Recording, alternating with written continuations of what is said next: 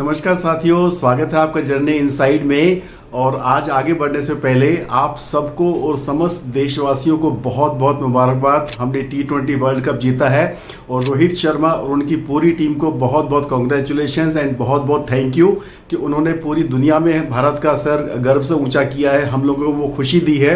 बहुत सालों के इंतज़ार के बाद में एक क्षण आया है कि हमने वर्ल्ड कप जीता है और भगवान से प्रार्थना है कि आगे जो ODI वर्ल्ड कप होगा वो भी हम भारत की झोली में लेके आएंगे।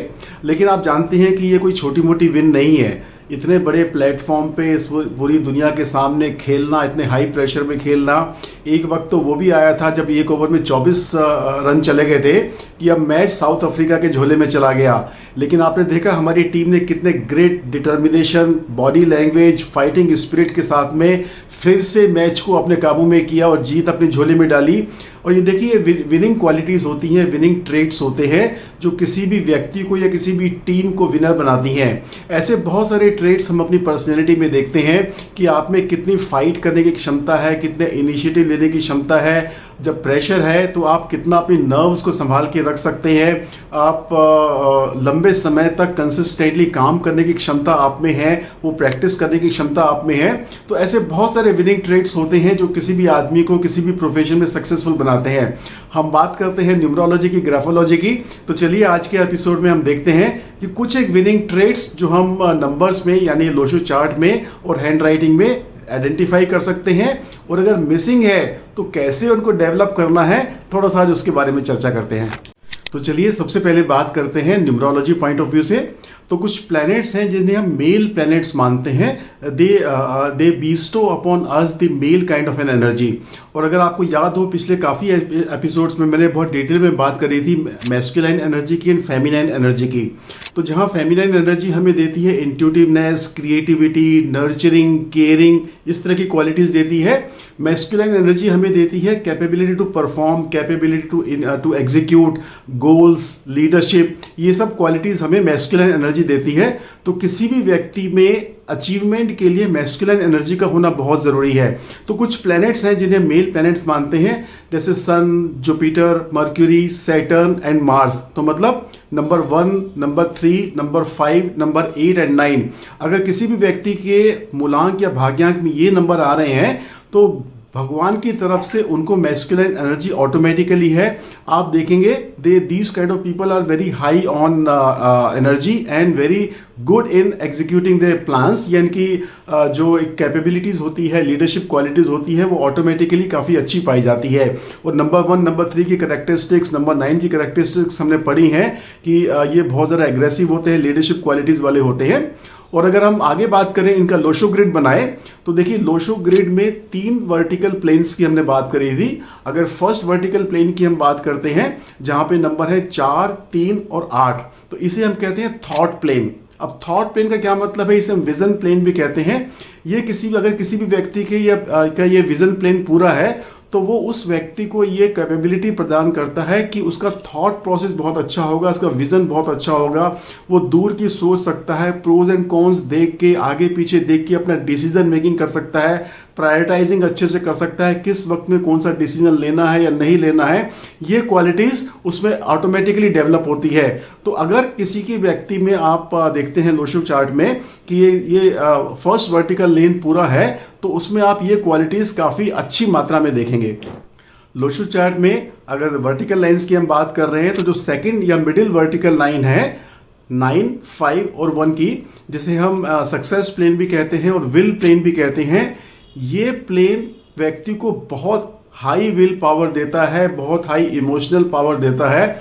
ये लोग नेवर से डाई एटीट्यूड वाले होते हैं, गिर भी जाएंगे फिर एक दफ़ा उठ के खड़े होंगे, इनकी विल पावर बहुत स्ट्रांग होगी और ये हमेशा फाइटिंग स्पिरिट में रहेंगे।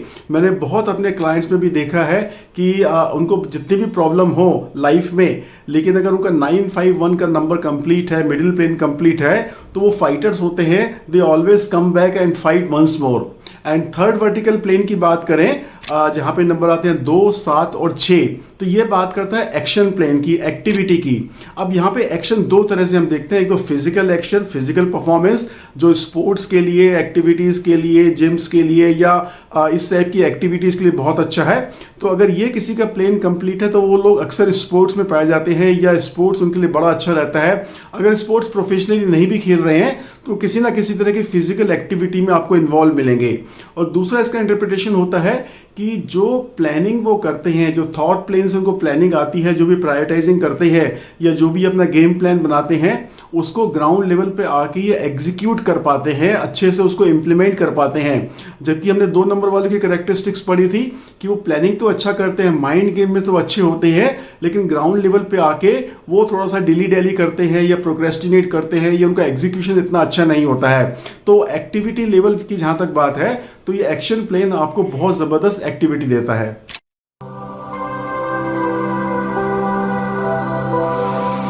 नमस्कार दोस्तों, मैं राजीव, आपका पर्सनल कंसल्टेंट, और मैं आप लोगों की हेल्प करता हूं आपके लाइफ के पर्सनल चैलेंजेस को सॉल्व करने में, चाहे वो job, money, career, business, finance से रिलेटेड हो, आप पर्सनैलिटी ग्रोथ चाह रहे हैं, पर्सनल डेवलपमेंट चाह रहे हैं, या आपके रास्ते में कुछ ऐसी प्रॉब्लम्स हैं, ऑब्स्टिकल्स हैं, चैलेंजेस हैं जिनको आप ओवरकम करके अपनी गोल्स अचीव नहीं कर पा रहे हैं, अपनी ड्रीम लाइफ क्रिएट नहीं कर पा रहे हैं, then we can help you with the scientific and logical principles of numerology, graphology and research therapy.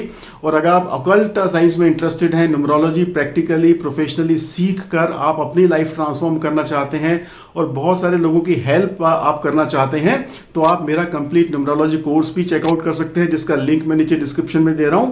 अगर और आप प्रोफेशनल न्यूमरोलॉजी कंसल्टेंट सक्सेसफुली बन सकते हैं मेरे साथ में।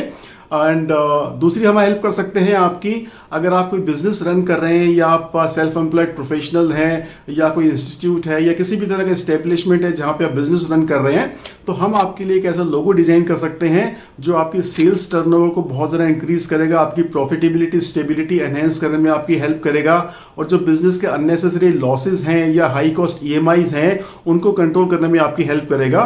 और यहाँ हम यूज करते हैं scientific and logical principles of numerology, graphology, astrology, sacred geometry and Vastushastra. अब देखिए, किसी के लोशो चार्ट में अगर नंबर्स मिसिंग हैं और उसमें ये ट्रेड्स या पर्सनैलिटी क्वालिटीज ये मिसिंग है, तो उनको घबराने की जरूरत नहीं है। इन लैकिंग्स को हम बहुत इजीली ओवरकम कर सकते हैं बाय हैंडराइटिंग। उसमें से कुछ ऐसे स्ट्रोक्स देके, कुछ ऐसा साइज बता के, जहां पर हम उनकी ये क्वालिटीज को डेवलप करने में हेल्प कर सकते हैं। तो सबसे पहले बात करते हैं इनिशिएटिव टेकिंग कैपेबिलिटी की। तो देखिए, हैंडराइटिंग में इनिशिएटिव हम कहाँ से देखते हैं? आप जानते हैं कि कभी भी हम अपना नाम लिखते हैं, जैसे मैं अपना नाम लिख रहा हूँ राजीव कुमार आर्या, तो उसमें R में कैपिटल बनाऊंगा, K कैपिटल बनाऊंगा, फिर आर्या का A कैपिटल बनाऊंगा। या मैं अगर कोई लेटर लिख रहा हूँ या कुछ भी प्रोज लिख रहा हूँ, उसमें हर सेंटेंस का पहला वर्ड का पहला लेटर कैपिटल होना चाहिए। तो जो लोग भी अपने हैंडराइटिंग में कैपिटल लेटर बड़ा बना रहे हैं, लार्ज साइज का बना रहे हैं, ये इनको बहुत अच्छी इनिशिएटिव टेकिंग कैपेबिलिटी देता है, उनके प्रोक्रेस्टिनेशन को रिमूव करने में हेल्प करता है। आप नए नए इनिशिएटिव्स, नए नए तरीके के काम करने के काबिल बनते हैं। तो आप चेक कीजिए कि आपके कैपिटल लेटर्स या जहां जहां भी आपको कैपिटल लेटर्स लिखना है वो लार्ज साइज के हैं या स्मॉल साइज के हैं। इसके बारे में हम थोड़ी सी और चर्चा करेंगे आगे की वीडियोस में, जब मैं आपको जोन बताऊंगा, अपर zone, middle zone, lower zone की मैं बात करूंगा, तब इसके बारे में और चर्चा करेंगे। But for the time being आप देखिए आपके कैपिटल्स का साइज क्या है। और दूसरा साइज की हम बात कर रहे हैं तो आप देखिए आपके सिग्नेचर का साइज कैसा है। जिन लोगों का सिग्नेचर का साइज बड़ा है वो लोग भी पब्लिकली बहुत अच्छा परफॉर्म कर पाते हैं। आप किसी भी बड़ी पर्सनैलिटी को देखिए, अमिताभ बच्चन साहब को देखिए, शाहरुख खान को देखिए, या इवन प्रियंका चोपड़ा के सिग्नेचर आप नेट से निकाल के चेक कीजिए, इन सब के सिग्नेचर आपको बहुत बड़े साइज के मिलेंगे।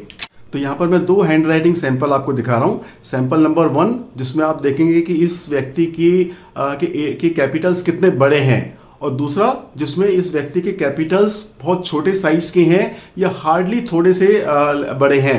तो दोनों की पर्सनैलिटी का डिफरेंस अब आप समझ सकते हैं कि उनकी विनिंग एटीट्यूड या उनका इनिशिएटिव टेकिंग कैपेबिलिटी कैसा होगा। और आगे बात करते हैं दूसरी क्वालिटी की। सक्सेस के लिए चाहिए कि हम लंबे समय तक कंसिस्टेंटली फोकस होकर काम कर सके। और ये हैंड राइटिंग में कैसे देखते हैं, अगर आप मान लीजिए लाइनों वाले कागज पे लिख रहे हैं, एक लाइन पे लिख रहे हैं, तो बाय डिफॉल्ट आप सीधी लाइन पे लिखेंगे। लेकिन इस तरह से हम हैंड राइटिंग सैंपल नहीं लेते हैं। हम किसी भी व्यक्ति का हैंड राइटिंग सैंपल अगर एनालाइज करना है तो हम उसको प्लेन पेपर पे लिखने को बोलते हैं। और जब वो प्लेन पेपर पे लेफ्ट टू राइट लिख रहा है तो उसकी हैंड राइटिंग या तो सीधी जाएगी, या थोड़ी सी ऊपर जाएगी, या थोड़ी सी नीचे जाएगी। अब तीनों के अलग मतलब हैं। अगर हैंड राइटिंग आपकी सीधी जा रही है एक लाइन में, या थोड़ी सी ऊपर जा रही है, तो ये अच्छा ट्रेट है। इसका मतलब लेफ्ट मतलब लेफ्ट मतलब start and right of the paper means finish. तो आप स्टार्ट से लेकर फिनिश तक फोकस होकर लंबे समय तक काम करने की क्षमता रखते हैं। और अगर आपकी हैंडराइटिंग थोड़ी सी ऊपर जा रही है तो आपका एंथुजियाज्म लेवल, आपका एक्साइटमेंट लेवल बहुत है। आप फिनिश लाइन तक पहुंचने के लिए बहुत ज़्यादा एक तरह से एंथुजियास्टिक हैं और बड़े हाई एनर्जी लेवल के साथ में आप काम करते हैं। बट लेकिन अगर आपकी हैंडराइटिंग नीचे ड्रॉप कर रही है या बहुत हाई ऊपर जा रही है, इसका मतलब है कि कहीं ना कहीं आपको फाइनेंशियल या इमोशनल डिस्टर्बेंस है, कहीं ना कहीं आप ट्रबल हैं, या एंग्जाइटी आपको है, या इवन डिप्रेशन भी आपको हो सकता है। तो आपको चेक करना है कि आपकी हैंडराइटिंग कहाँ जा रही है, सीधी लाइन में आ रही है, हल्की सी ऊपर जा रही है, या बहुत ज़्यादा ऊपर जा रही है, या नीचे ड्रॉप कर रही है। एक और ट्रेट आप यहाँ पर अब देखिए, मैं आपको हैंडराइटिंग सैंपल नंबर 3 दिखा रहा हूँ कि आप देखेंगे कि कुछ लोगों की हैंडराइटिंग में सीधी जा रही है, हल्की सी ऊपर जा रही है, आखिर में आके वो ड्रॉप कर जाती है। इसका मतलब है कि आखिर में आके they lose steam, they lose excitement, they lose enthusiasm, या वो गिव अप कर देते हैं। अगर मैं क्रिकेट की लैंग्वेज में कहूं कि 3 ओवर बाकी हैं और 3 ओवर में अभी 40 रन बनाने हैं। अब बैट्समैन क्रीज पे है, उसको लग रहा है कि 3 ओवर में 40 रन बनाना बहुत मुश्किल है, इम्पॉसिबल है। वो कहने को तो क्रीज पर खेल रहा है, लेकिन मेंटली उसने गिव अप कर दिया है। तो आखिर में जाके ऐसे लोगों की हैंडराइटिंग सडनली ड्रॉप कर जाएगी। आप सैंपल में देखिए, वो फिर आपको मजा आएगा देख के। सो फ्रेंड्स, आई होप ये एनालिसिस और डिस्क्रिप्शन आपको मज़ा आ रहा है। अगर आप प्रोफेशनल वे में अपना हैंडराइटिंग सैंपल एनालाइज कराना चाहते हैं और हैंडराइटिंग चेंज करके आप ये विनिंग क्वालिटीज, ट्रेट्स अपने अंदर में डेवलप करना चाहते हैं, तो definitely we can help you. अब देखिए, डेट ऑफ बर्थ की काफ़ी लिमिटेशंस हैं। डेट ऑफ बर्थ तो जो है सो है, भगवान ने जो देखो मेरे को भेजा है। लेकिन ग्राफोलॉजी और ग्राफोथेरेपी की खूबसूरती ये है कि जो कमियां हमारी डेट ऑफ बर्थ में है, जिसकी वजह से हम सफ़र कर रहे हैं, उनको हम ग्राफोथेरेपी में बहुत ईजीली रिमूव कर सकते हैं। एक और एग्जांपल देके मैं आपको बताता हूं, आप सब लोग काफ़ी आप समझ चुके हैं। अगर किसी का ड्राइवर नंबर 8 आ रहा है तो उसको हम सन की रेमेडी नहीं दे सकते हैं, लेकिन सन तो सबको चाहिए क्योंकि अल्टीमेट मेल पावर है, मैस्कुलिन पावर है, फादर फिगर है। लेकिन हम सन को कैसे हैंड राइटिंग में एक्टिवेट करते हैं, ये बहुत इंपॉर्टेंट चीज़ है।